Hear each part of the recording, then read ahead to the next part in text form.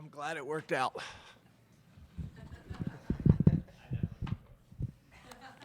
Appreciate everyone joining us for Coach Franklin's weekly press conference. We'll start with an opening statement from Coach, and then we'll open it up to questions. Like always, appreciate you guys coming out and covering Penn State football. Really appreciate it. Game captains this week, we'll have Sean Lee, which is awesome having him back. We haven't had him back in a while, so we're excited about that. Obviously, everybody knows his background. Penn State linebacker from 2005, 2009, then 11 years in the NFL with the Dallas Cowboys, two-time All-Pro. So it's great having him back. And then Brad Spider-Caldwell as well. Talk about kind of quick summary of the last game. We won the turnover battle. We won the explosive play battle. We won the third down battle. We won the sack battle. We won the drive start battle. We did not win the penalty battle. Players of the game on offense, Drew Aller and Katron Allen. On defense, Adisa Isaac and Abdul Carter. On special teams, Alex Felkins. And then D-Squad players of the week, Matt Dedish and Ethan Black. And on defense, Jake Wilson and George Hlavik. Jake has been Mr. Consistent. He's been phenomenal for us, and having a big role in getting us ready each week to be able to be successful. And then on special teams, Kavion Keys has won it multiple times now. Some positives from the game, dominant win, 1-0. Turnover margin, and respecting the football. We're plus 16 in turnover margin, which is number one in the country. The next best is plus 12 in the country. Starting fast was huge in this game. That first fourth down stop, not only was that a huge play in the game from a momentum standpoint, the first big momentum play of the game, but then also the offense was able to turn that into a first drive touchdown. We won the middle 8, and then our ability to make them one-dimensional on offense, negative 49 yards rushing. They actually just stopped calling runs. We were 3 for 3 on field goals and 6 for 6 on PATs, so that was great. The kickoff return, I think, was a big play in the game, not only from a field position standpoint, but they had just scored, gotten a little bit of momentum, and to be able to respond right away with that play was huge. Third quarter dominance continues. We've scored 97 points in the third quarter and given up 0. And then just Dom DeLuca, I think is just a great example. I've talked about him a bunch, but I think he's just a great example. Has come to Penn State, and every opportunity he's been given, he's maximized them. Doesn't say a whole lot, but you give him a responsibility, he puts his head down, and he gets to work. And he's really been able to take every opportunity that he's been given and maximize them. And when you do that, more opportunities come. He's been a great example for our team with that. So big fan of his. Getting into Michigan and Coach Harbaugh, obviously one of the most highly ranked and regarded teams in the country. Talk about them on each side of the ball. Sharon Moore, their offensive coordinator, has done a really good job. This is his second year in this position, but first year without sharing the responsibilities. You look at scoring offense, they're number 1 in the Big Ten and 5th in the country. Passing attempts, yards per attempt, they're first in the Big Ten and 6th in the country. Turnover margin, they're second in the Big Ten and 6th in the country. And then third down, they're first in the Big Ten and second in the country. So really good numbers. The quarterback has been a differentiator for them, completing almost 76% of his balls. Also has the ability to make plays with his feet, either running for first downs, touchdowns, or extending plays. Obviously, we all know about Blake Corum. Roman Wilson's having a huge year when it comes to explosive plays. Their tight end, Colton Loveland, we also have a bunch of respect for, and then their offensive line has won the Joe Moore Award for the best offensive line in college football the last 2 years. So A lot of respect for that unit. Jesse Minner, the defensive coordinator, has done a really good job. You look at their numbers again, total defense, they're first in the Big Ten and first in the country. Rushing defense, they're third in the Big Ten and 10th in the country. Passing defense, they're first in the Big Ten and first in the country. Third down defense, they are second in the Big Ten and 13th in the country. And then scoring defense, they're first in the Big Ten and first in the country. So, really good numbers. We're impressed with their nickel. Their nickel number 0, Mr. Sainristil. Their linebacker, number 23, Barrett. Their linebacker, number 25, Junior Colson. Their defensive end, number 17, Braden McGregor. Their defensive tackle, number 55, Mason Graham. Their defensive end, number 32, Jalen Harrell. And then their cornerback, number 2, Will Johnson, guys that we have a lot of respect for. And then on special teams, their kickoff coverage unit ranks first in the Big Ten and fourth in the country. Their punt return unit ranks second in the Big Ten and ninth in the country. We got respect for their punter and their kickoff specialist, number 19, Tommy Doman. And then their punt returner, number 8, Tyler Morris. Tyler ranks fourth in the Big Ten. Excuse me, and their kickoff and punter ranks third in the Big Ten. So it'll be a challenge. I know our guys are looking forward to it, and I appreciate you guys working with us and adjusting the schedule to do this on Mondays. So open up the questions. Rich Garcella and then Mike Gross, you're on deck. Good afternoon, James. How are you today? Hey, Rich. Good, man. How are you? I'm good. What has changed with your run defense since the Michigan game last year? Why have you been so effective? And can you give me more reasons? You mentioned Corum, but why is their running game so successful? So first of all, I think we've been much more disciplined and consistent in gap responsibility. There's been times where we've tried to make plays and get out of our gap, and against gaps and against good teams, the ball will find the open gap. And I think we're a little bit bigger. I think that the size has helped us as well. We're a little bit bigger across the front, specifically the D-line. Not to the point where it's affected our ability to move, because I think that's a big part of what we do as well, is our movements and our games. And then, with them offensively, I just think they do a really good job of getting a hat on a hat. So a really good job of IDing the front, being able to get their six blockers on our 6 most dangerous defenders. And I think Corum's got the ability to have tremendous vision and balance, and behind the line, because they're able to get a hat on a hat. He's patient, and then once he does decide to go, he's got the ability to burst through the hole. And even though he's an undersized guy, he's a powerful guy, and he's always falling forward.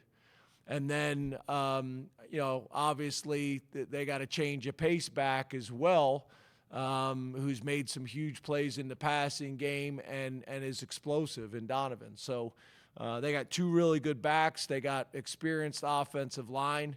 They've done a good job being aggressive each year in the transfer portal on the offensive line. So they've been able to bring in experienced guys. I think the 2 guys they brought in, one was a captain at Stanford and one was a captain at Arizona State.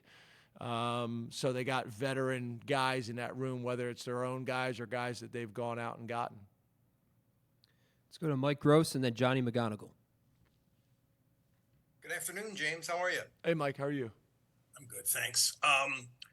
The stuff that's been swirling around Michigan this year has brought the whole idea of signal stealing and signal protecting sort of into our consciousness and into the public consciousness. But obviously, it's something that you're always aware of. So the question is, have you had to spend more time on that and deal with that more this year than other years?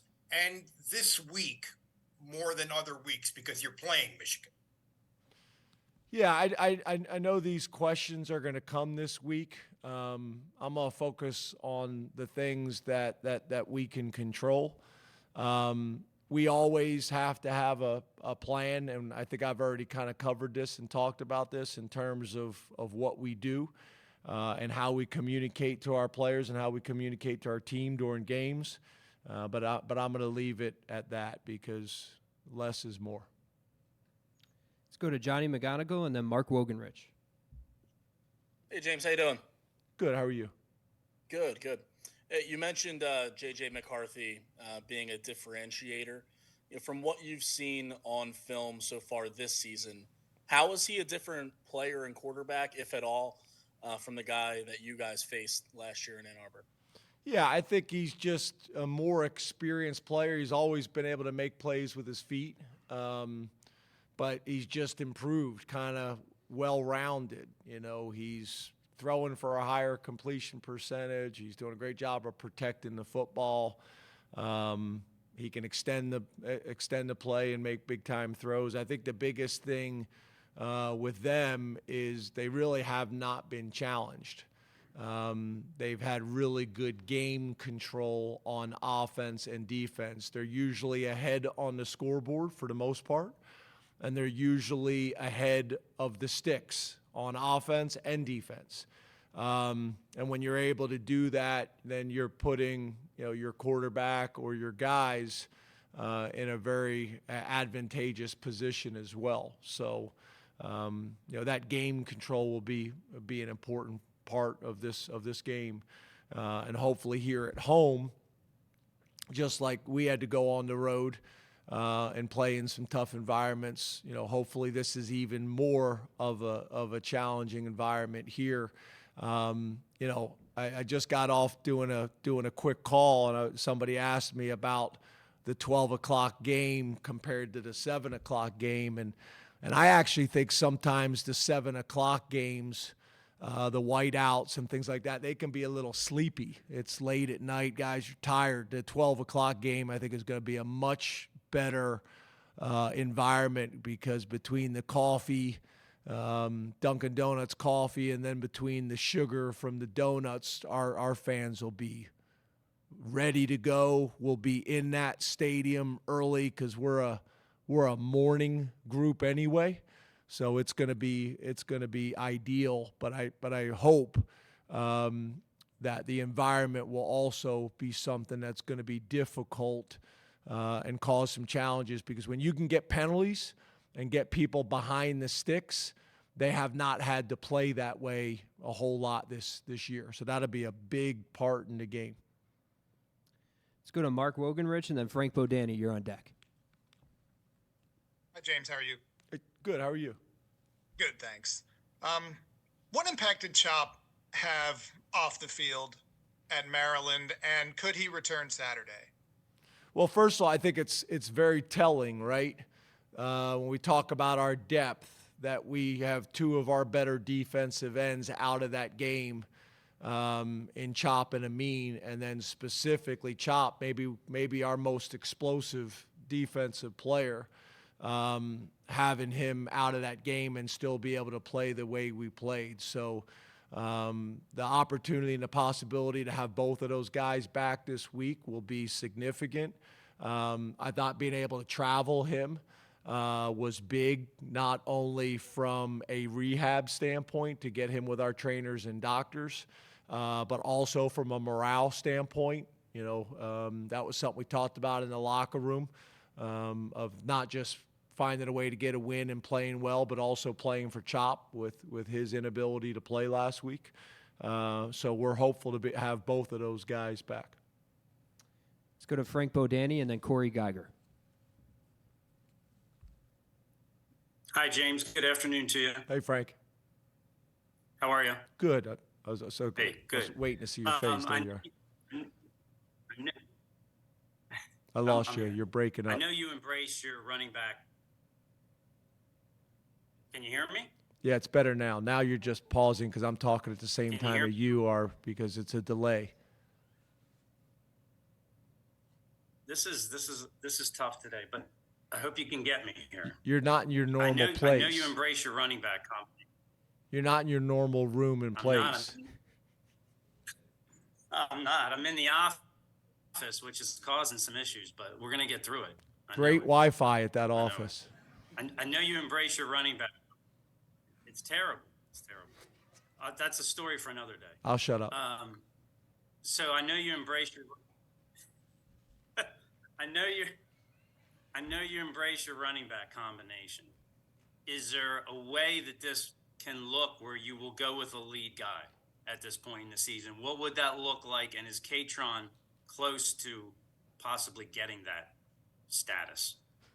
Yeah, I think, we did this last year and it was pretty successful. And we're doing it this year and it's been pretty successful. And we've talked a ton about the running backs and having a way to keep those guys fresh for the fourth quarter, but also for the length of their careers, not only at Penn State, but afterwards as well. So we feel very comfortable with the model and the plan and how we're using it. Last question from Zoom, Corey Geiger. Hi, James.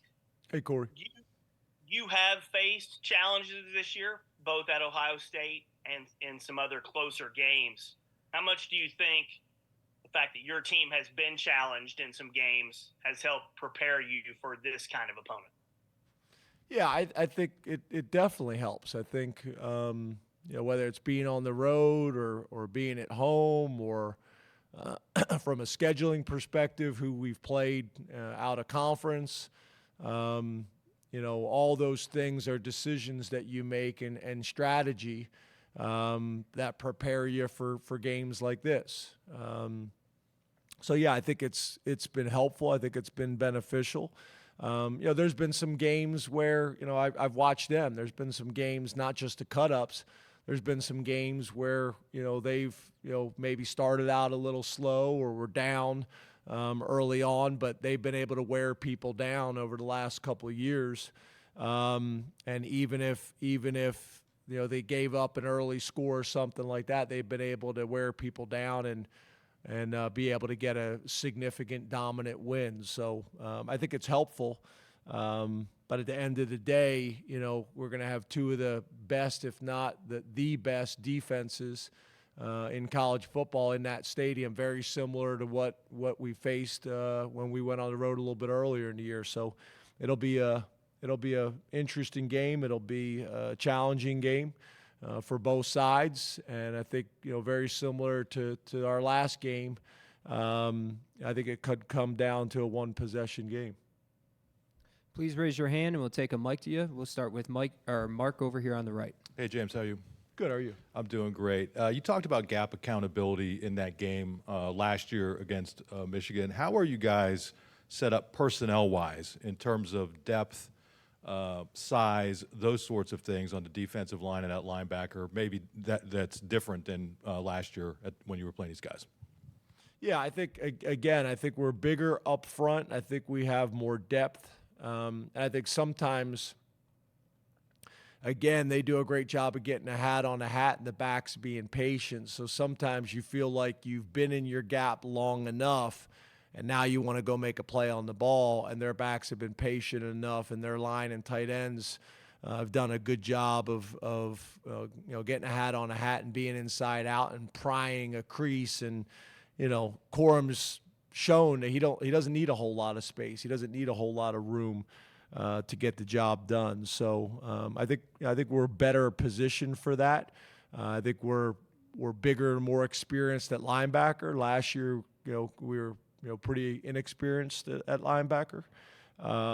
So I think the combination of our front four and our experience and depth at linebacker gives us the best chance to continue to play great run defense, which is going to be very important in this game. On the right, John. Hey, James, how are you? Good, John. How are you? Doing good. After this past week, seeing what the wide receivers did, specifically Dante Cephas, do you feel like they've taken a step forward where they can play at a high level against defense like Michigan? Yeah, obviously, Dante having a huge game last weekend was big for us. Keandre had a good game as well. The tight ends did some really good things. we just got to continue building on that. We have to continue building on that, not only this week, but then also on Saturday. We need some other guys to step up as well. We need Keandre to take the next step. We need Dante to take the next step. We need tight ends to take the next step. Because we're going to have to make some plays, in the passing game. I don't think there's any doubt about it. We're going to have to be as balanced as we possibly can with the run and pass, stay on schedule, but there's going to be times and opportunities where we're going to have to take our shots, which I know you guys will be happy about, and go from there. Back left, Andrew. Hey, Coach. Andrew. I want to circle back to a question I poorly asked on Saturday. Drew had probably, or maybe his best game of the season. He was also at his loosest during that game and after that game. Do you think the looseness came from a result of performance, or the performance came from a result of him being loose and feeling better about himself? What is your looseness was metric gauge? So I'll explain. He was smiling. If you look back through photos, he was smiling from ear to ear for all 60 minutes. He just seemed like a happier, looser guy when we saw him on the sidelines. And is that response of how he played, or do you think that contributed to his performance? Yes. My wife gets mad when I do that too. She asks me 2 questions, and I say yes because I think it's both of them. Yeah, I think obviously the more you play, the more comfortable you get, and the more confident you get, and the more relaxed you can be. I do think, being loose, being relaxed at every position, I think is important. That comes with preparation and confidence. And then obviously how we played helps with that as well. But besides that, I don't know if I have a whole lot more for you, but I think it's both, right? On the right, Tyler. James, your final quarter of the season, you've got 7 offensive linemen engaged by design right now. JB's back, and Caden was obviously able to get back. Is this setting up for the final stretch essentially ideal for your offensive line and the availability and experience that you've accrued there? And how do you think that they can finish out this season based on what you've seen lately? Yeah, I do think that helps, and this is kind of your question, but going in a little bit different direction as well. I think we've also done a good job of managing the roster in terms of there's some guys that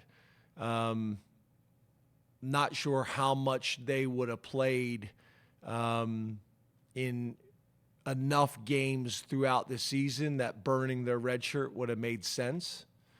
So we've done a pretty good job of managing it now that here at the end of the season, we should be able to play even more guys, specifically at the home games, because we don't have the issue with how many guys you're traveling. So there's some offensive linemen like Donka and Javen that I could see playing, more as this season finishes up, starting this weekend. And that's at other positions as well on linebacker. Kavion Keys was all over me on Sunday after practice about wanting to get on the field, whether that's on defense or on special teams. And the reality is I think a lot of those guys could have and would have played this year, but I'm always struggling with, do they get enough reps that it makes sense? That was my concerns with Jameel Lyons. We ended up deciding to move forward with Jameel, but I want to make sure at the end of the year when we look back at the reps that it was enough reps that I feel good about it, Dion feels good about it, and Jameel and his family feel good about it, because there will be value for that moving forward. And then with the offensive line, specifically to your question, I think Shelton's gotten a ton of reps. I think Venga's gotten a ton of reps, which has helped, I think, keep both of our tackles fresh and healthy for most of the year. The easy thing would have been to say we're just going to leave Olu on the field, but getting Shelton over to left tackle, which is where he's most comfortable, I think has also helped Olu. Same thing with Venga.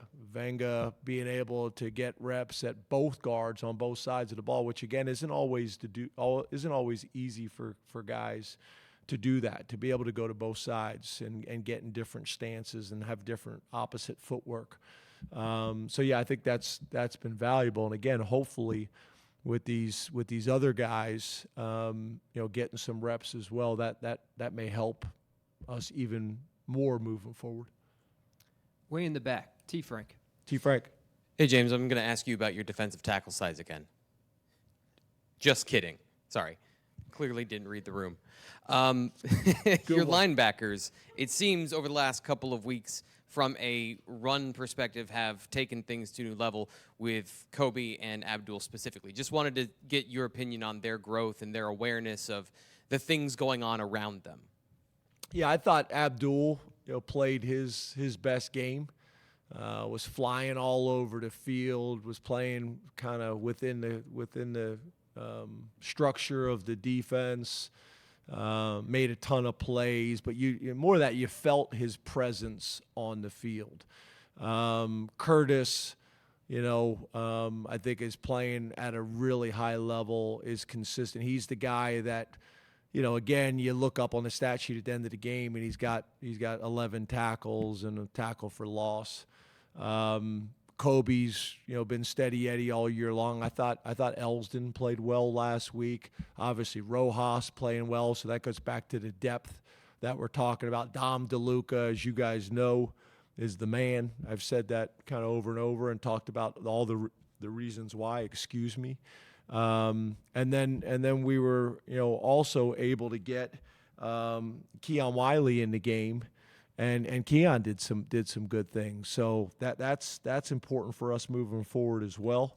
And again, to your point, that's going to be important this week because it's not going to be just the D line that's challenged by this O line, tight end, and running back group. It's going to be that front seven and their totality up. Ben, how's it going? Hey Ben, I'm going to ask you an optics question, which I realize has been grinding your gears recently, so I'm doing it as delicately as possible, but. For the most part, the question in these games has never been competitiveness. But when you take off your coaching hat and put on the trying to get people to buy into where you're at and where you want to go hat, do you think there's a big picture need to show people a more complete game offensively in juxtaposition to how it went against Ohio State, against a similar defense on a similar platform in a similar sort of game? Yes. Yeah. Yeah, I think that's a fair question. But again, you're playing the number 1, the number 2, the number 3 defense in the country, and they're ranked that for a reason. They're ranked that for a reason. So, but yeah, to your point, yes, there's no doubt about it. But again, the rankings are there for a reason, and for the same reason why people struggle against our defense.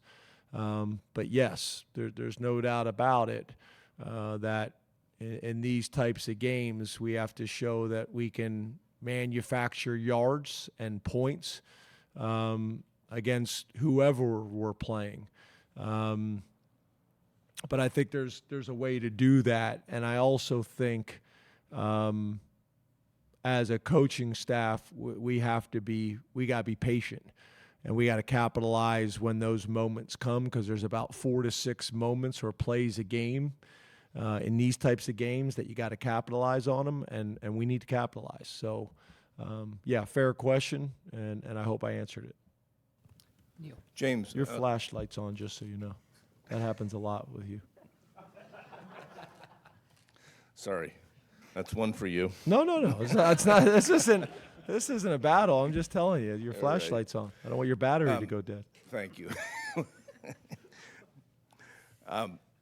Last year, maybe not the final score, but you guys were, pretty in the game. Maybe, like you said, 4 or 6 plays away. How much can you take away from that in building some confidence for this year? Yeah, I think that kind of goes back to what I was saying a little bit to Ben's question is that's where I think we're going to have to be patient. I mean, could this game turn out to be a game where there's multiple touchdowns scored on both sides and it comes down to a one-possession game and more of a shootout? Yes. Is it more likely to come down to a low-scoring game and a battle and a one-possession game and 4-minute, 2-minute type situations at the end? That's probably most likely. So for us, we got to make sure that we don't lose patience. There's going to be times where punting, may be the best option, and we got to manage this game. And when the opportunities present themselves, we got to take advantage of it. So I think patience is going to be critical. I look at the Iowa game. I think that was one of the most important things that we did. We came in at halftime, and I said, don't get impatient. Keep doing what we're doing against a really good football team and a really good defense, one of the best defenses in college football and has been for a long time. Don't lose your patience. And I think sometimes as an offense or as an offensive play caller, you can do that. You can do that. There's also there's been a lot of reporting on the status of Jim Harbaugh. I just wondered, how much you guys are following that and whether you have any expectation on his status for this week. Your flashlight's still on. Will somebody help him with the flashlight? No. I was going to try to use that it didn't work. I'm focused on all the stuff I see on film. That's what we're focused on, is all the stuff that we see on film, their players, their scheme, all the stuff. When I say see on film, what we see on the coach's copy of the film, the stuff that's going on between the sidelines, the 53 and a third, that's what we're focused on. We got time for two more, Audrey and then John. Should I turn his flashlight off or just let him go? Please help him, somebody. Last year ahead of the game, you called it big boy ball and said, in the trenches that you guys kind of needed to be prepared. How do you feel like that mentality or that adjustment has kind of transpired? Because I do think some of that is a mindset, right, in both of the trenches, that you're going to be physical, because in some of these types of games that seems to be a bit of a differentiator. Yeah, I think so, for sure. It's funny is I think people would describe Big Ten football like that. Historically, I think that's changed. It's interesting sometimes with recruits and recruits' parents and talking to people. The Big Ten has changed offensively dramatically, compared to how it used to be. But I still think this is a league that plays defense on a consistent basis as good as anybody. I remember hiring Mike from the Big 12. Obviously he had Big Ten experience, but hiring him from the Big 12 and what that conference was like defensively, and the styles of defense differently than the styles of defense in the Big Ten. I think it's up front. I mean, I think if you look statistically, and if you're using maybe the NFL as a benchmark, I think the Big Ten had more offensive linemen drafted than any other league.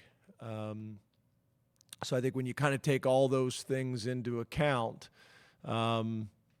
historical, how good both of our defenses are playing, the fronts, being able to commit and establish the run. I think last week was a good example, right?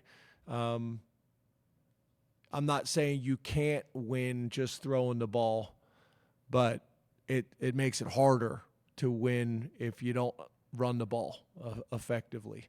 So it's going to be a big boy game. I don't think there's any doubt about that with both front sevens, whether you're talking about the offensive line, tight ends, and running backs, whether it's the defensive line and linebackers.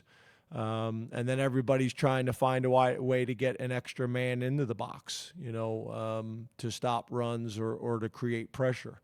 So it'll be an interesting chess match, for 4 quarters. It's going to be the physical game. Your flashlight is back on again. Yeah, no big deal. It's just information. But yeah, it's gonna be a physical game up front. I don't think there's any doubt about that. You turned it off, and then I think it came back on.